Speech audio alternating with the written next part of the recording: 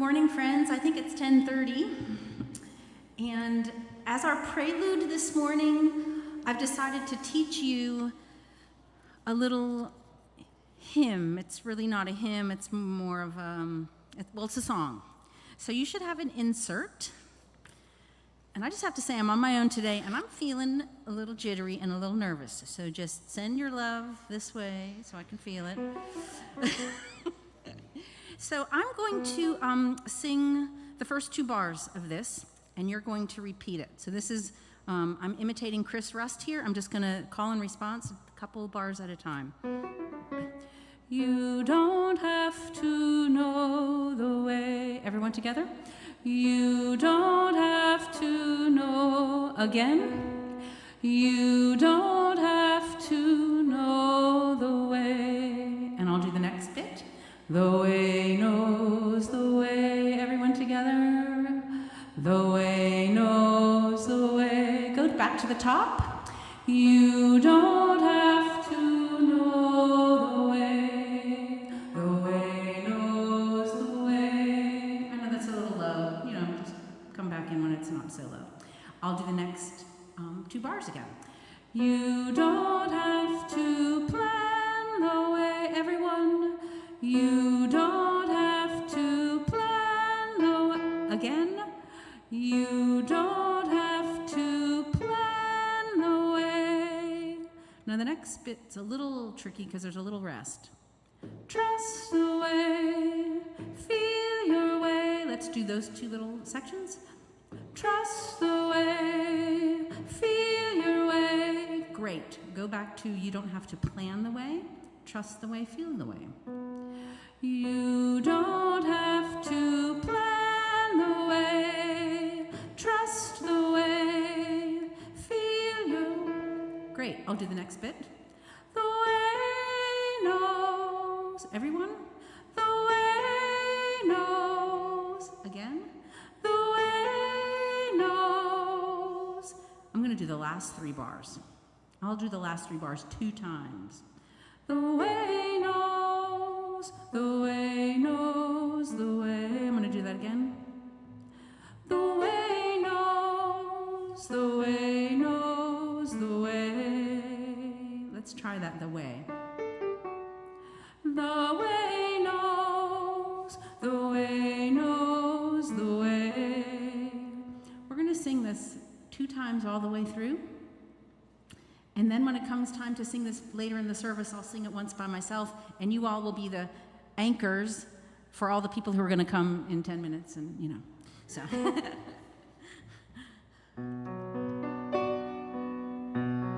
You don't have to know.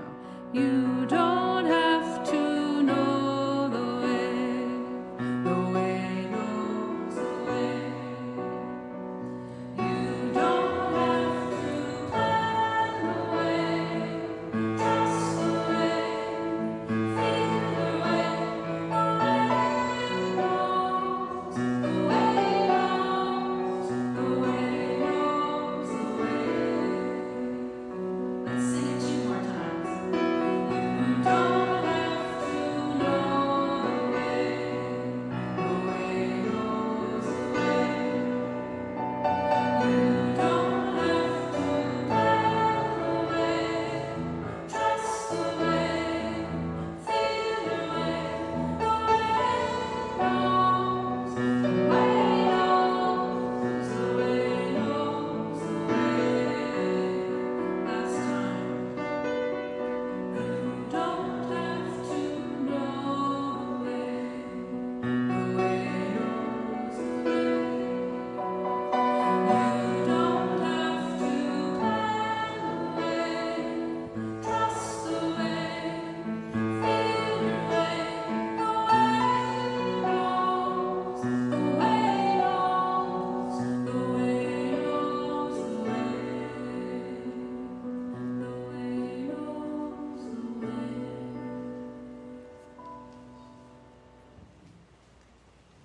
Thank you. We'll have a chance to do that later.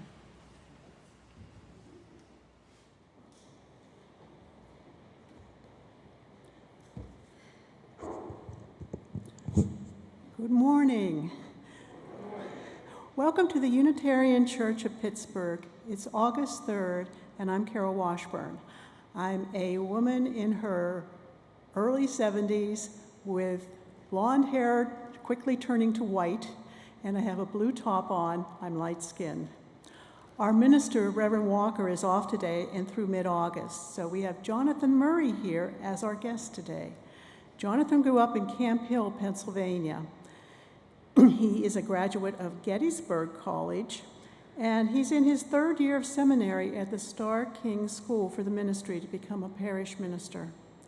He lives in Gibsonia with his wife Sarah and his two girls, Piper and Jane, and their 3 dogs, Frank, Abigail, and Steve. You are welcome here. If you're watching now or in the future, you're welcome. If you're a longtime member or brand new, you are welcome here. We are Unitarian Universalists, and we're one people with many beliefs, many origins, sexualities, and genders.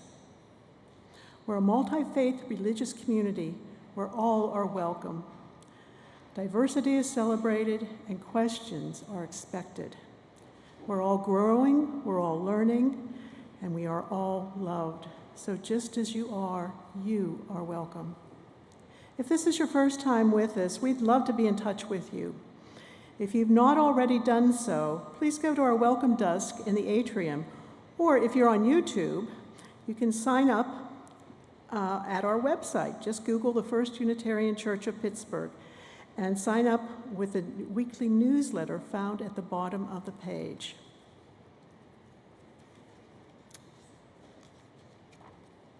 Oh boy. Okay, I invite you now to take a deep breath, arrive in body and spirit, and picture yourself connected to all others who are watching today and in the future. We turn to our chalice, the symbol of our Unitarian Universalist faith. If you have a chalice at home, we invite you to light it at that time. May this flame burn bright in your heart and mind as we worship together. Please rise, are you as able, and sing with us our opening hymn, number 39, Bring, O Morn, Thy Music. Good morning again. I was going to invite you to sing this song. I just have a word to say about this hymn. I don't know the last time we sang it. So I don't connect with all the language in this hymn, and I suspect that there are others in the room that do not. But I have a way of seeing the language more abstractly or less literally. So you may sing which words you like. If you don't like any of the words, you can drop out. And I just wanted you to know that I'm going to sing on that last line. I'm going to sing what? I'm going to sing the word what. I'm not going to say who. So just know that that's coming. You can sing what you wish. Welcome, Bring, O Morn, Thy Music.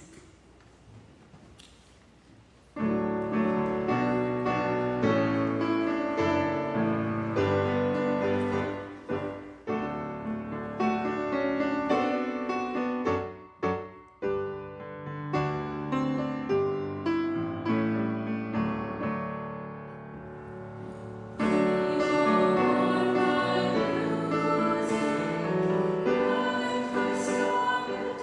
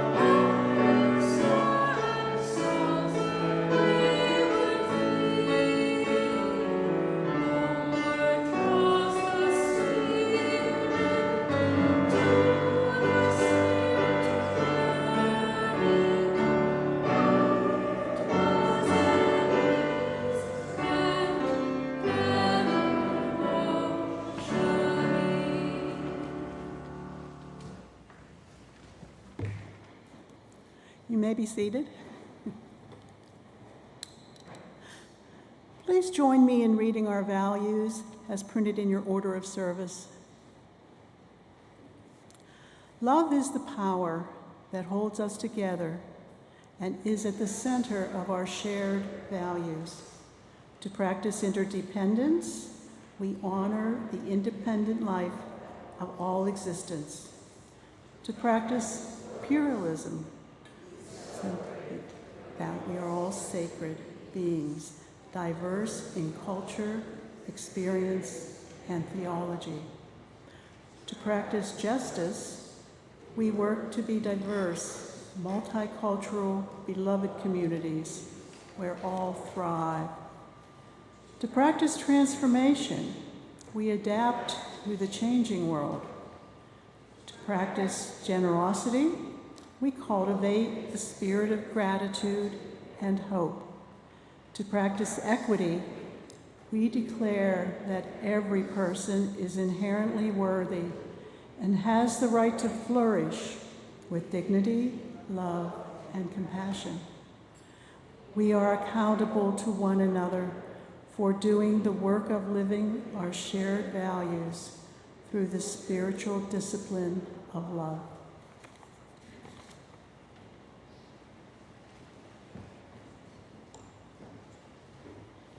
Good morning, everyone. I'm Erica Shadowsong, Lifespan Religious Education Director. And some of you know this because I did send a reminder, but we do not have religious education classes today. And the reason we don't have classes is because we didn't have any volunteers sign up. So just a friendly, gentle reminder that we're all part of this community and you want this community to be the wonderful community that it is. Please help us take care of our religious education program. Please sign up to teach. It is way easier than you think. All right, thank you so much.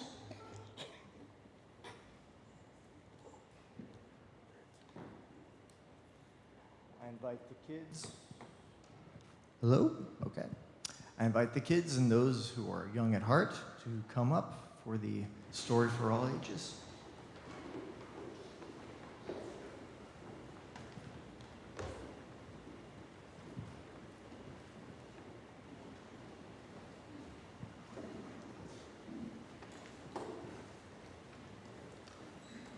I'm reading you one of my favorite stories when I was a child. It's called Everyone Knows What a Dragon Looks Like by Jay Williams. The story of the city of Wu was perched on a hill between two mountains.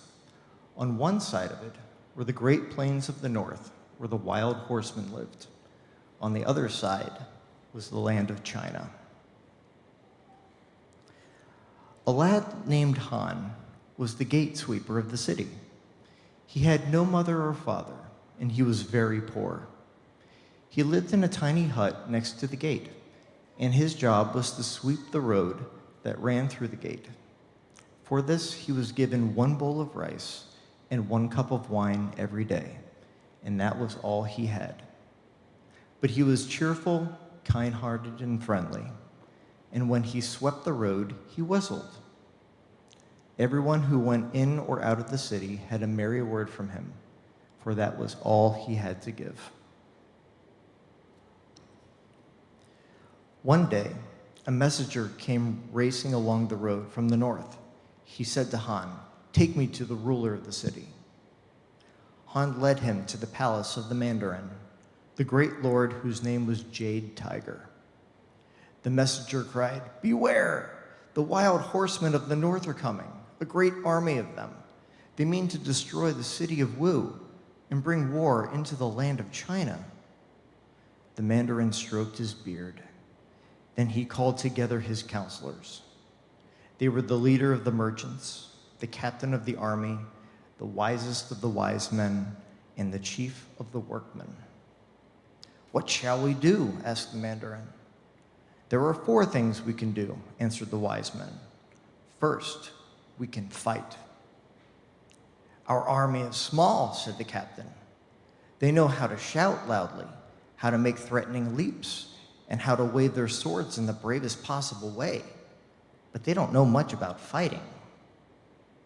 "Well then, secondly, We can run away from the city, said the wise men. If we run into the land of China, the emperor will cut off our heads, said the leader of the merchants. Thirdly, said the wise man, we can surrender. If we surrender, the wild horsemen will cut off our heads, remarked the chief workman. What is the fourth thing? Asked the Mandarin.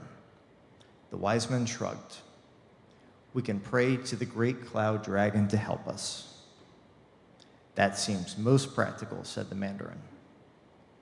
So the gongs were beaten, and the smoke of sweet incense rose up while everyone in the city prayed.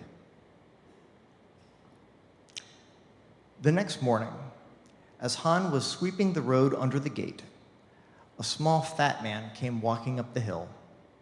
He had a long white beard and a shiny bald head, and he leaned on a long staff.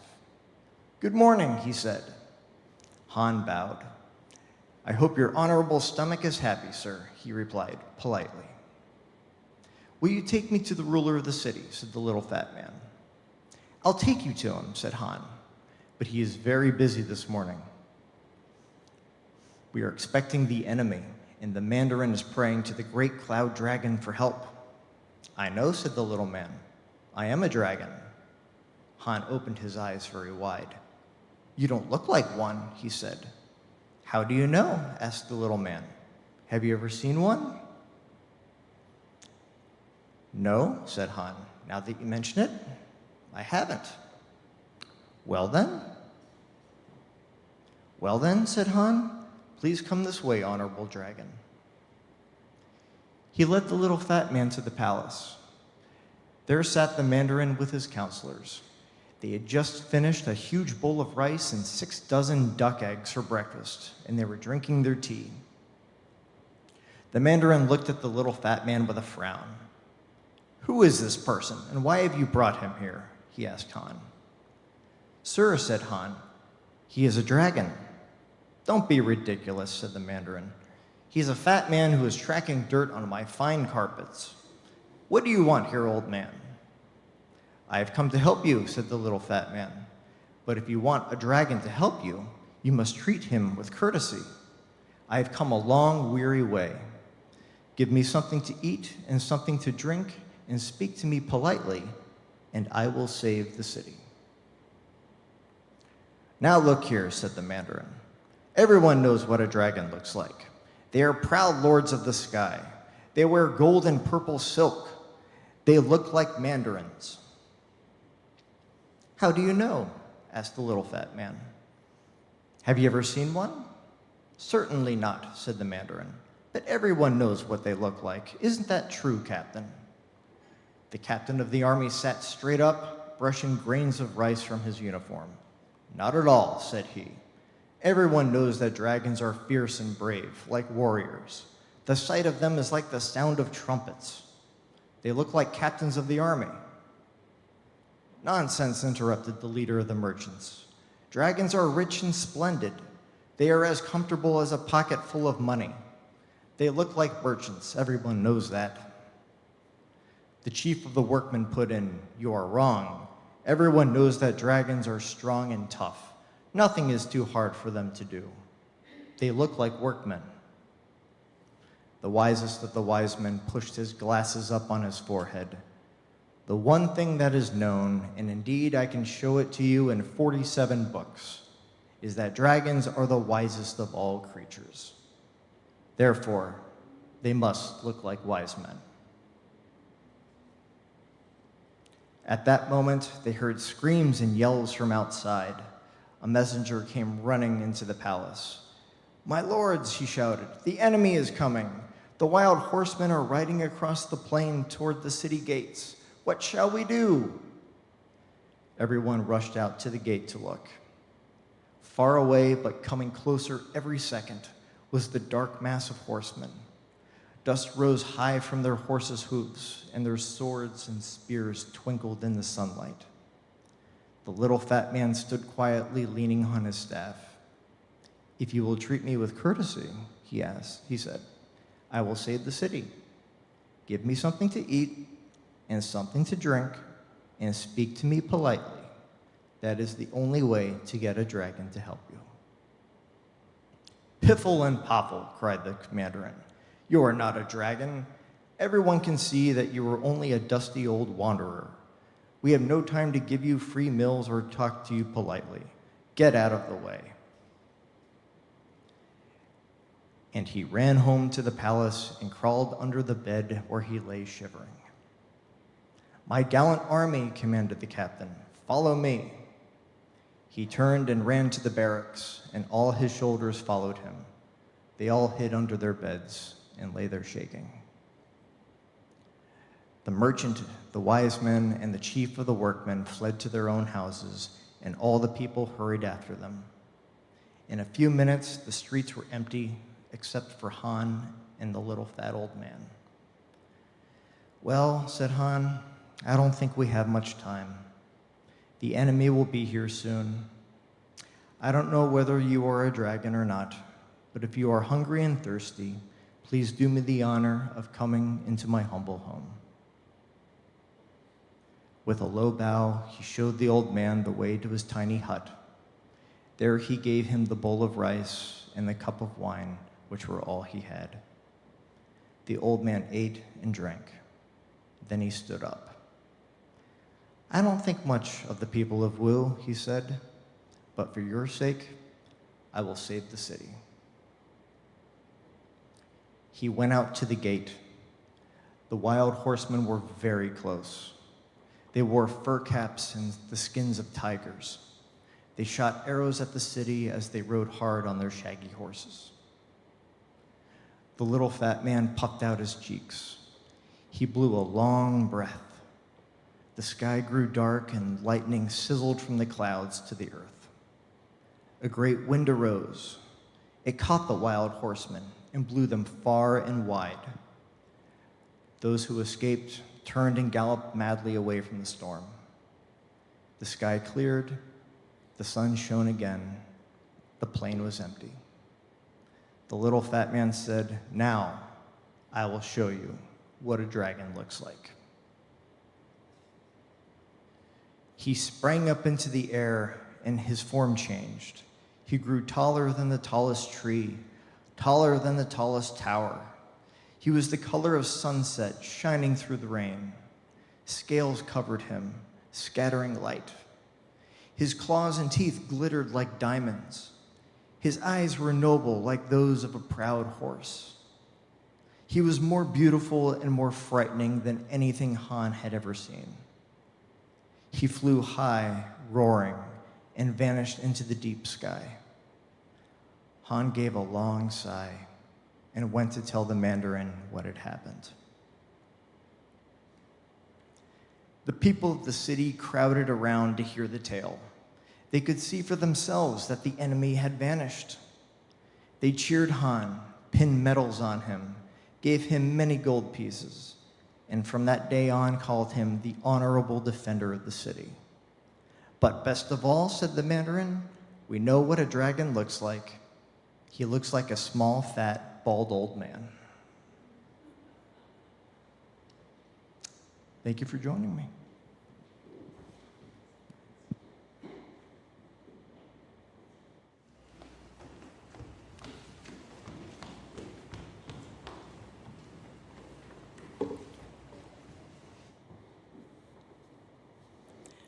Every month, No, I'm sorry.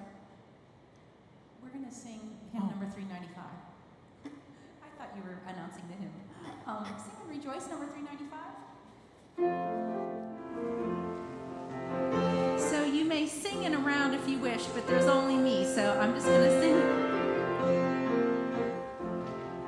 Sing and rejoice, sing and rejoice, let all things living now sing and rejoice, sing and rejoice, sing and rejoice, let all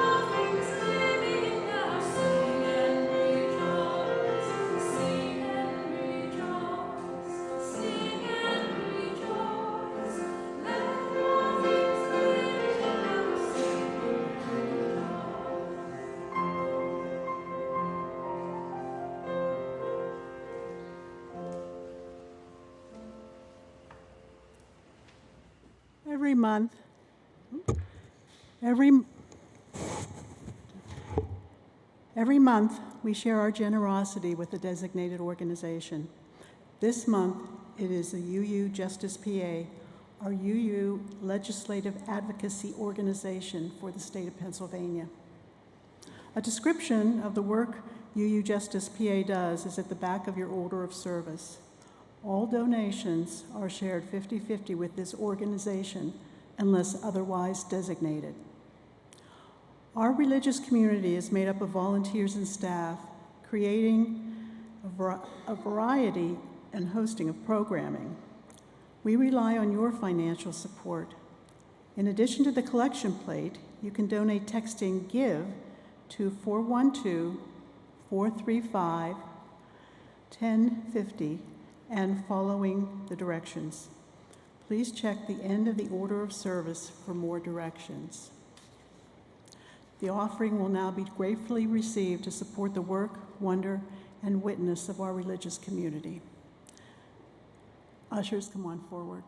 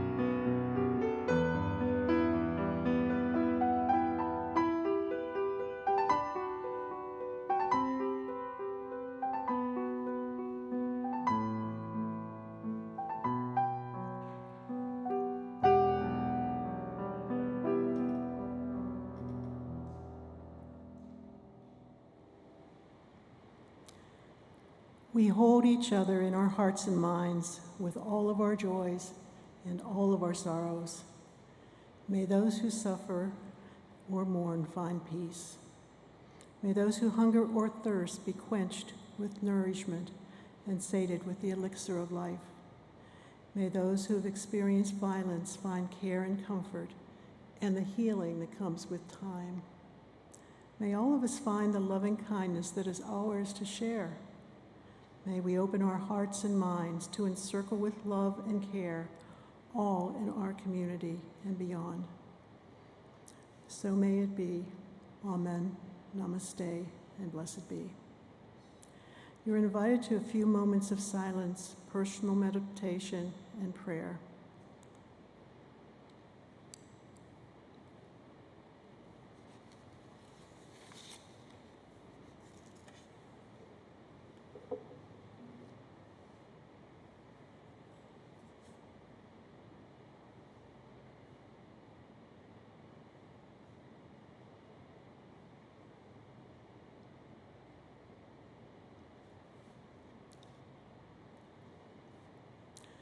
May the love which overcomes all differences, which heals all wounds, which puts to flight all fears, which reconciles all who are separated, be in us and among us, now and always.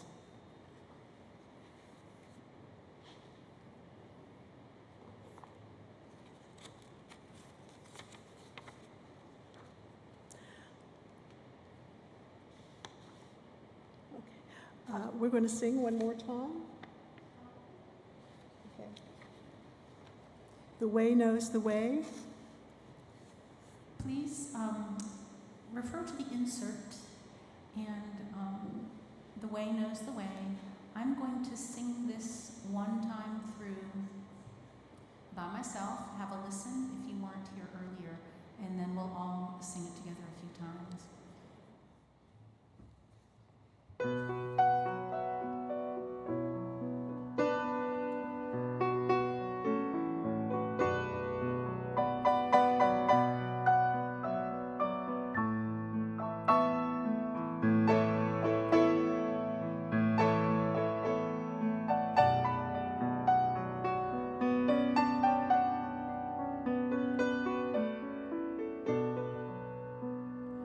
You don't have to know the way knows the way. You don't have to plan the way, trust the way, feel your way. The way knows, the way knows the way. Join me, please. You don't have to know the way knows the way. You don't have to plan the way, trust the way, feel the way. The way knows, the way knows the way.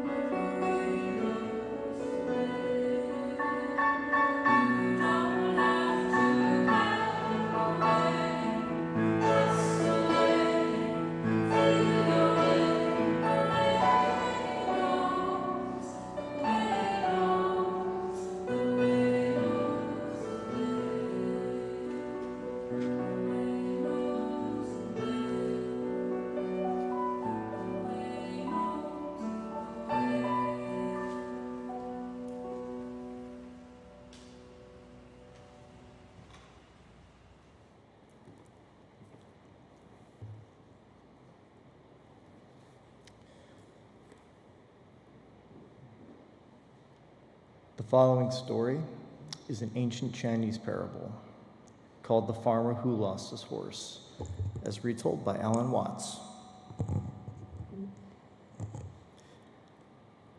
Once upon a time, there was a Chinese farmer who lost a horse. All the neighbors came around that evening and said, "That's too bad." And the farmer said, "Maybe."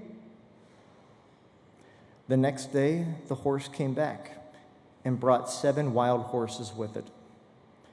All the neighbors came around and said, "Why, that's great, isn't it?" And he said, "Maybe." The next day, his son, who was attempting to tame one of these horses and was riding it, was thrown and broke his leg.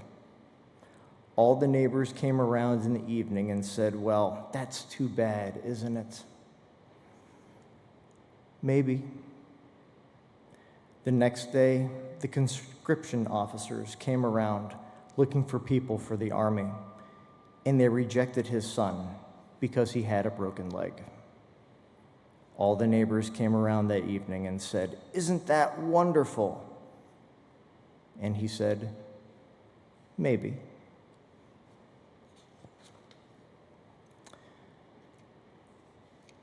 We humans love a good mystery.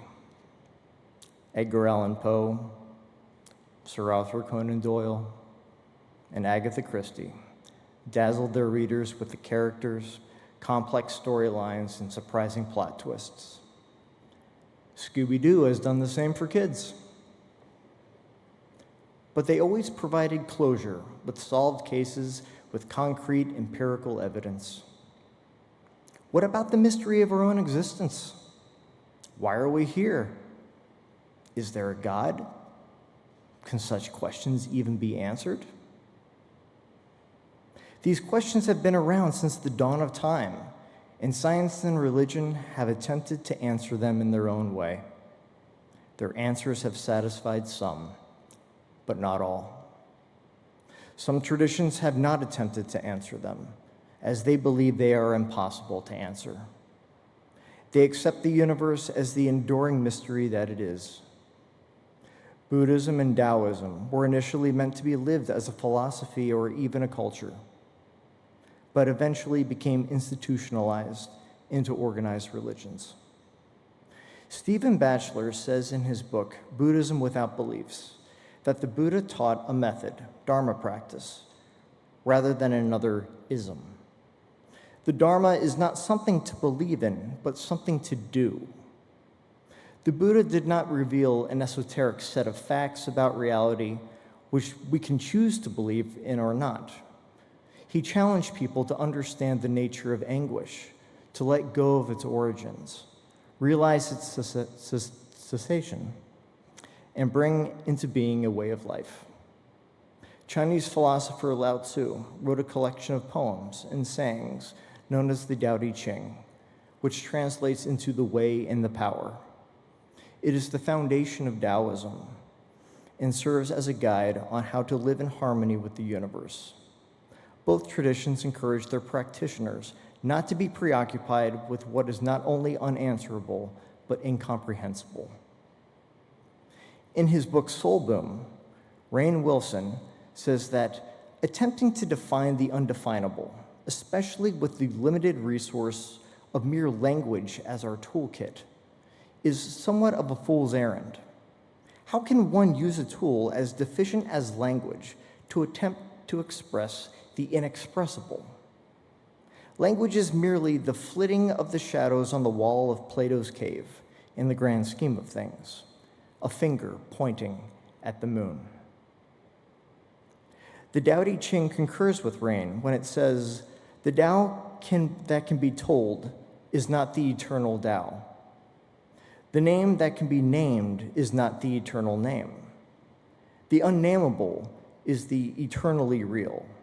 Free from desire, you realize the mystery. The rabbit hole is infinite. Enter agnosticism. What does it mean to be agnostic? According to the Merriam-Webster Dictionary, it is of or relating to the belief that the existence of any ultimate reality as God is unknown and probably unknowable. This term was developed by British biologist and anthropologist T.H. Huxley in 1869. Huxley was known as Darwin's bulldog for his enthusiastic advocacy of Charles Darwin's theory of evolution. One would call Huxley the patron saint of I don't know. We Unitarian Universalists are proud that our denomination is one without a creed. Huxley believed that the agnostic position was also not creedal. He states in his essay, Agnosticism and Christianity, that agnosticism is not a creed of any kind, except insofar as it expresses absolute faith in the validity of a principle, which is as much ethical as intellectual.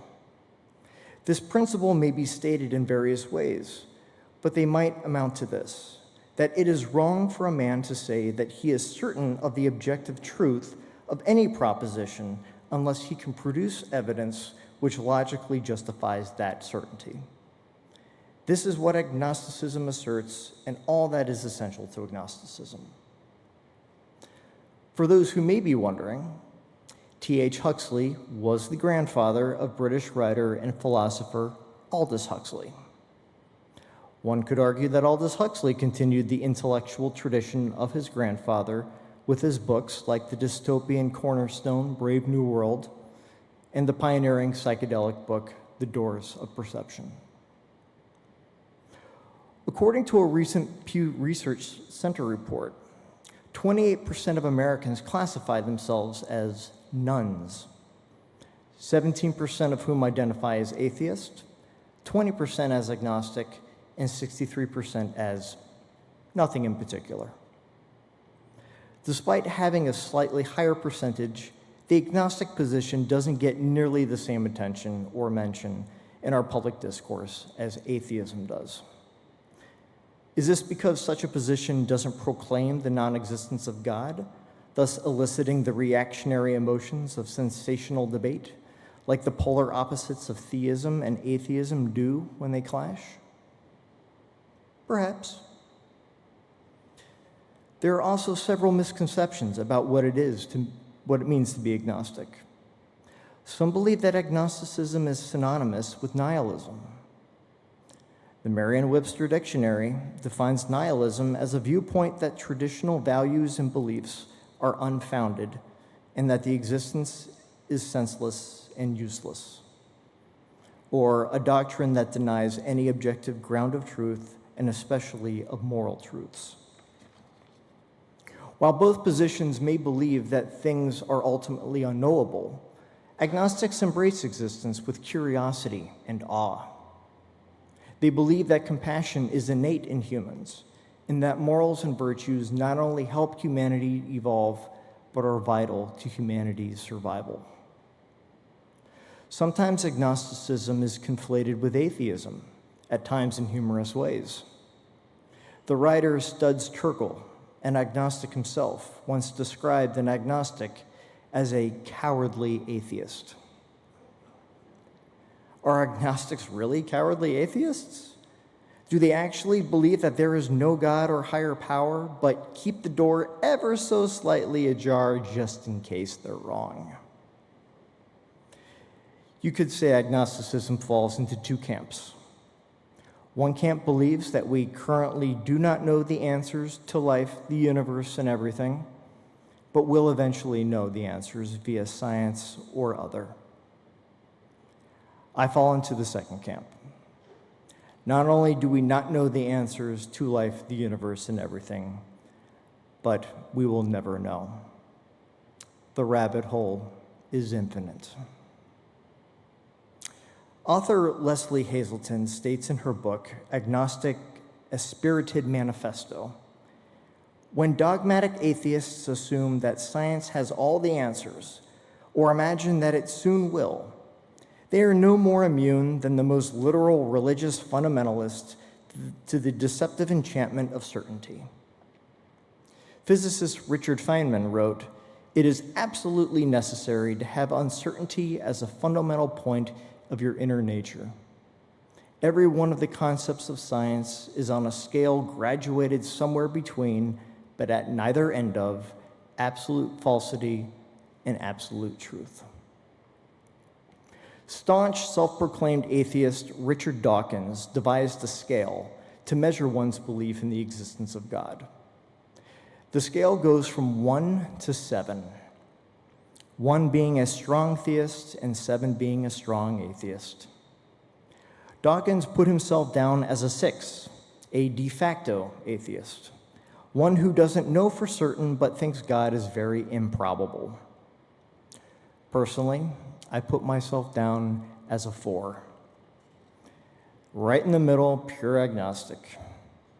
God's existence and non-existence are exactly equiprobable.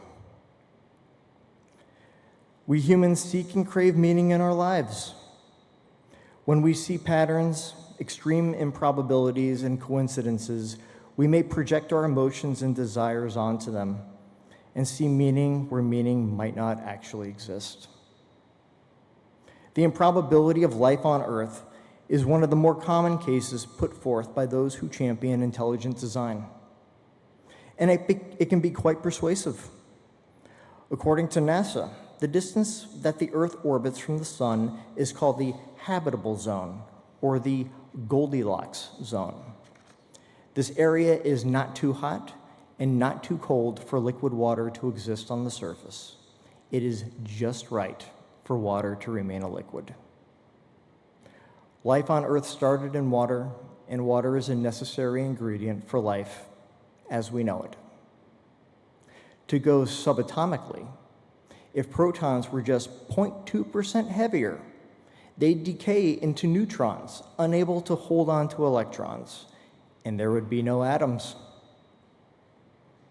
Hazelton states that contingency is behind such arrangements.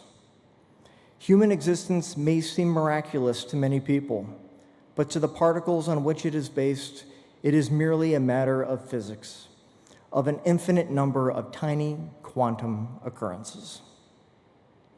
And this is also true on the individual level. I'm still at awe at the improbability of how I met my wife, Sarah. In June of 2013, I was living in Portland, Oregon, and had driven up to Seattle to see the Pirates play the Mariners and to take in a concert that night. A friend was supposed to accompany me, but had to cancel at the last minute when he was offered an interview scheduled for that day for a job he wanted. I found another friend who lived in the Seattle area to accompany me to the Pirates game, but he couldn't go with me to the concert that night. I drove the 3 hours to Seattle solo, met up with my friend, and watched the Pirates triumph over the Mariners. Several hours later, I was standing in line waiting to enter the concert venue. I noticed a woman holding a sign asking for a spare ticket to the sold-out show. I left the line to give her my extra ticket and then proceeded to the back of the line. A few minutes later, a group of women joined the line behind me. Minding my own business and aware that I was in enemy territory, one of them started ragging on my Pirates jersey. I turned around to face my taunter to behold a beautiful brunette. I reminded her of the Pirates' win earlier that day and compared their record to the Mariners.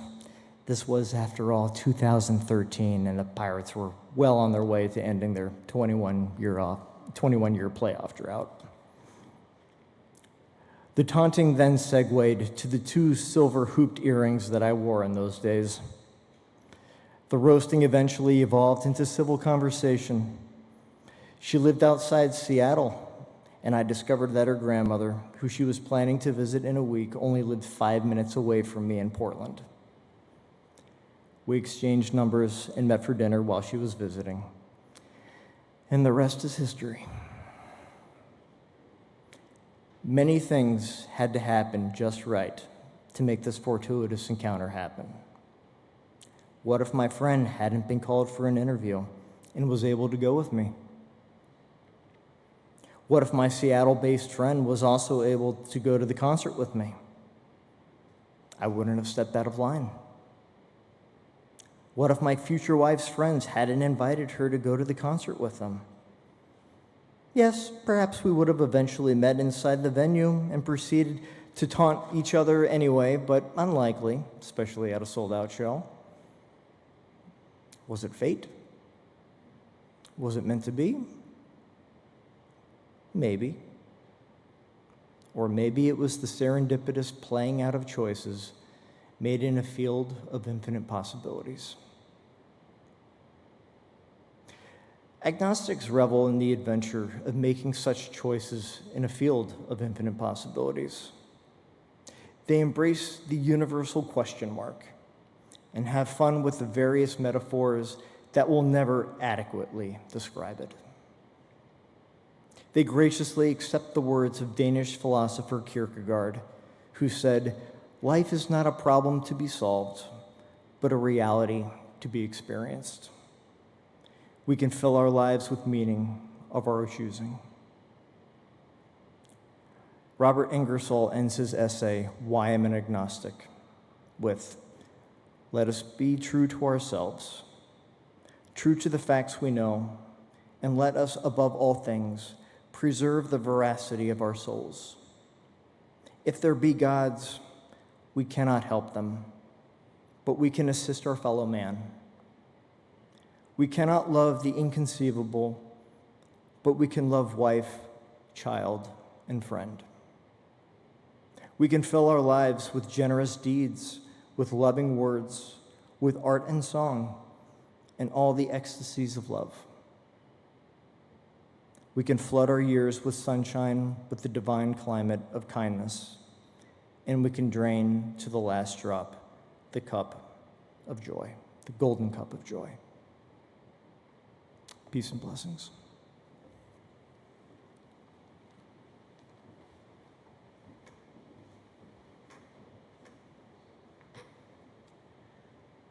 Rise as you are able to sing hymn number 354, "We Laugh, We Cry."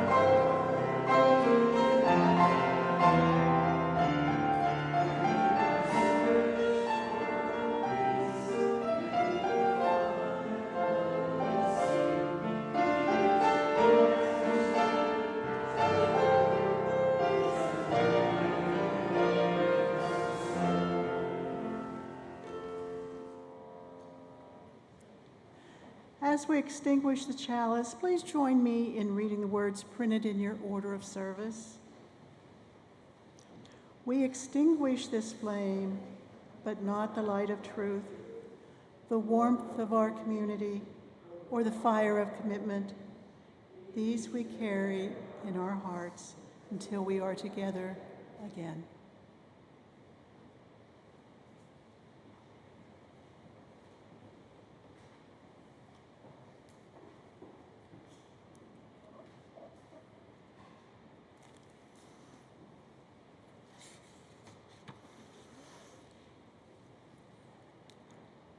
When I say go in peace, I don't mean go in mindless oblivion. When I say go in peace, I don't mean go without challenging yourself or others. When I say go in peace, I don't mean go in utter ease and comfort. When I say go in peace, I mean go in peace seeking justice. I mean go in peace committed to equal rights and opportunities for all. When I say go in peace, I mean go in peace that is created when together we build communities of true solidarity, deep compassion, and fierce, unrelenting love. Go in peace.